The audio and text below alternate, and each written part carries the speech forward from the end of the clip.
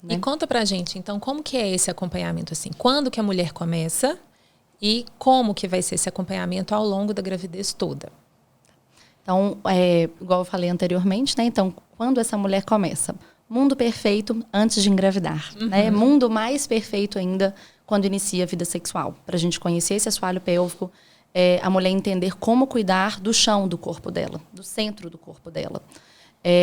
Mas, na maior parte das mulheres, geralmente, quando passa o primeiro trimestre, às vezes o primeiro trimestre está muito difícil, muito enjoo, e ela não vai nem conseguir, às vezes, aderir tanto, né, às orientações. Então, geralmente, elas vão mais inicinho do segundo trimestre. Aí a gente faz essa avaliação e vê como que ela está. Uma mulher que ela tem uma consciência básica, que ela tem uma musculatura normal, que não tem nenhuma deficiência importante, que não tem nada muito importante, geralmente os encontros eles são uma vez por mês, porque aí a gente avalia abdômen, avalia assoalho pélvico, avalia queixas, e ela vai seguir fazendo os exercícios e as orientações direcionados todos os dias em casa. Por que todos os dias, né? Porque hoje a literatura ela é clara que para a gente ter efeito protetor é no mínimo, do mínimo, 4 vezes na semana de exercício de assoalho pélvico. Idealmente 5 a 7 vezes. Então não adianta ela falar assim, mas eu vou no fisioterapeuta 2 vezes na semana e não faz nada em casa, ela não vai ter o efeito protetor. Então ela tem que ter uma visão, um acompanhamento individualizado para dosificar e aí ela conseguir fazer isso com uma frequência maior em casa. E aí isso vai até 34 semanas. E independente do parto ser vaginal ou cesariana, essa frequência de encontros é mais ou menos a mesma. Até que com 34 semanas, a gente começa algumas técnicas específicas para quem quer um parto vaginal. Você quer falar um pouquinho dessa parte? Então, a partir de 34 semanas, então, é um marco importante que geralmente, né, inclusive tem uma evidência consistente na literatura da massagem perineal, que é, na verdade, né, um movimento no assoalho pélvico que vão ajudar ali a dar mais mobilidade, né, e mais flexibilidade para as estruturas.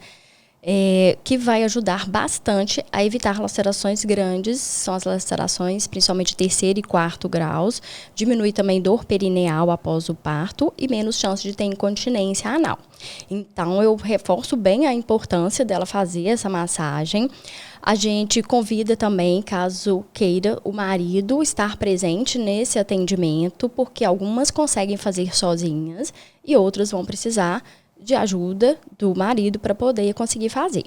E aí, a partir de 34, aí ela mantém a massagem perineal em casa, volta no atendimento com 36 semanas e, a partir disso, ela vai toda semana na fisioterapia até o nascimento. E aí a gente vai entrando com outras condutas, além da massagem, que é, por exemplo, o uso do Epinol, que é aquele balão inflável que simula a cabecinha do bebê, que é muito importante para ela ter uma ideia, uma consciência ali de como que vai ser esse período mais final do parto, que ela vai sentir um estiramento, às vezes uma ardência. Então, são sensações importantes para ela ir entendendo ali, e aí a gente vai treinando um pouco mais específico, por exemplo, essa questão da respiração, a questão do movimento do expulsivo e associando isso também com posições para o parto. Eu vejo que elas ficam muito confortáveis quando a gente oferece algumas posições no parto, por mais que, às vezes, com o Epinol elas escolhem um movimento, mas eu fiz assim na fisioterapia, eu fiz assado, eu fiquei assim, né, melhor no banquinho, melhor em 4 apoios, melhor de lado. Então, isso ajuda a gente, né? Porque esse treinamento aí com o Epinol ajudam elas a conhecerem o que pode ser oferecido para elas no parto. Eu acho que ele na hora do parto é muito diferente, Sim. né? Assim, acho que Sim. às vezes elas não vão ter a mesma posição que elas escolheram na fisioterapia, não vão conseguir, né, o parto na mesma posição que escolheram. Mas só de saber o que pode ser oferecido, né? Porque na consulta a gente não tem, às vezes, o banquinho, né? Não tem eu acho que uma elas cadeira. entenderem que aquele parto de posição tradicional, né? Que a litotomia, ou mesmo a semi-sentada, porque hoje muita gente oferece a cama um pouquinho, né? Com a cabeceira um pouquinho inclinada, mas é importante elas entenderem que existem outras posições para o parto, que hoje em dia, na verdade, elas são favoráveis, né? Sim. Muito mais favoráveis para o parto, que diminuem o tempo do período expulsivo, auxiliam na saída do neném, diminui o risco de lacerações, que são coisas que até pouco tempo não se falava, né? Toda mulher paria em posição ginecológica, né? Em posição litotômica ali na cama. Boa para o médico. Boa para o médico. E péssima para o neném e para a mulher. Exatamente. Uma coisa que eu acho que é importante, né? Assim, a gente fala muito de simular o parto, né? Então, às vezes, as mulheres falam assim, nossa, eu vou sentir isso? Não. Né? Você quer contar agora, você quer deixar para descobrir na hora.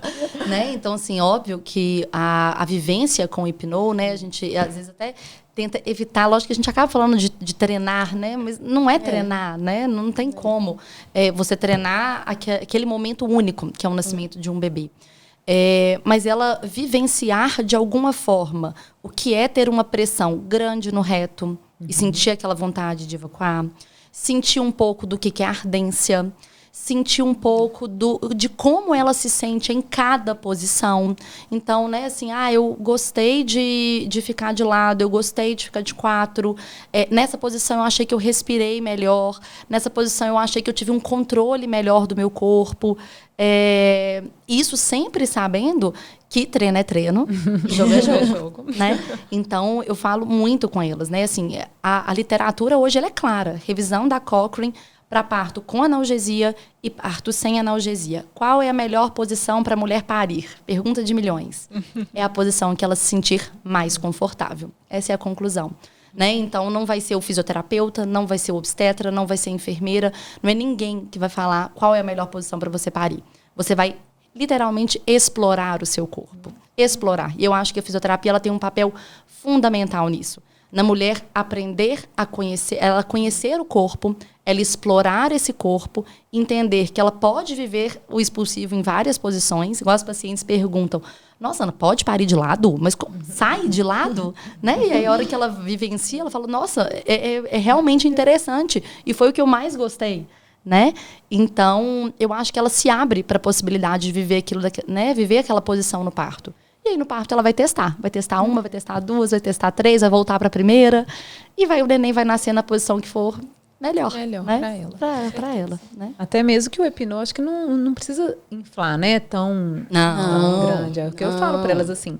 Ele vai ser um treino, não preocupa, porque elas inflei até tanto. Você não preocupa em tamanho.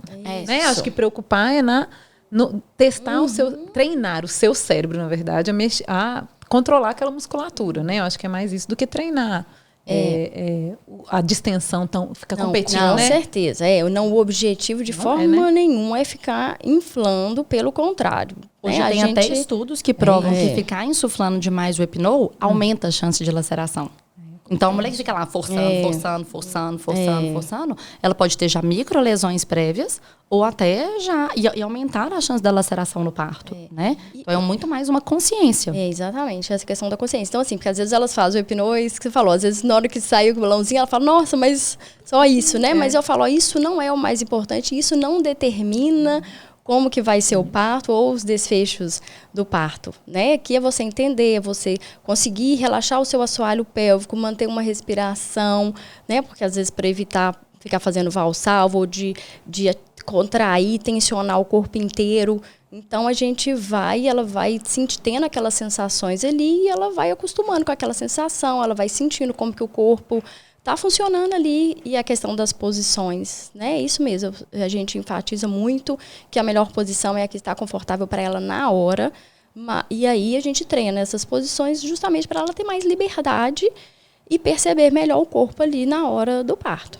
Mas óbvio que às vezes ela vai ter uma posição, que ela vai falar assim, não, eu realmente lá na hora do coepinô, eu me sentia muito melhor nessa posição. Falou, então você pode falar para a sua equipe, colocar no seu plano de parto, eu quero que me lembre que eu gostei dessa posição, né? Sugere lá na hora. E aí, se a mulher fala assim, não, eu quero tentar. Pode ser que a pessoa fale, você lembra que você queria tal posição? Não quero sair dessa. Ok, continua na que você tá. Né? É muito importante para a gente ter esse feedback de vocês. Né? Muito importante, porque daí a gente direciona ela e sabe que... Porque às vezes ela está num momento que ela não está nem lembrando, né, do plano de parto. Mas tipo assim, vamos deitar, né? Vamos ficar de lado, vamos ficar de 4 apoios, que é que você quis mais. Então a gente vai lembrando ela, porque na hora às vezes ela não consegue. E às vezes ela pergunta, não, mas na hora a equipe vai me, tipo assim, falar, eu falo, não, a gente conversa, essa proximidade, esse contato é muito importante da gente ter essa troca. Porque ela se sente também mais segura, né, no parto.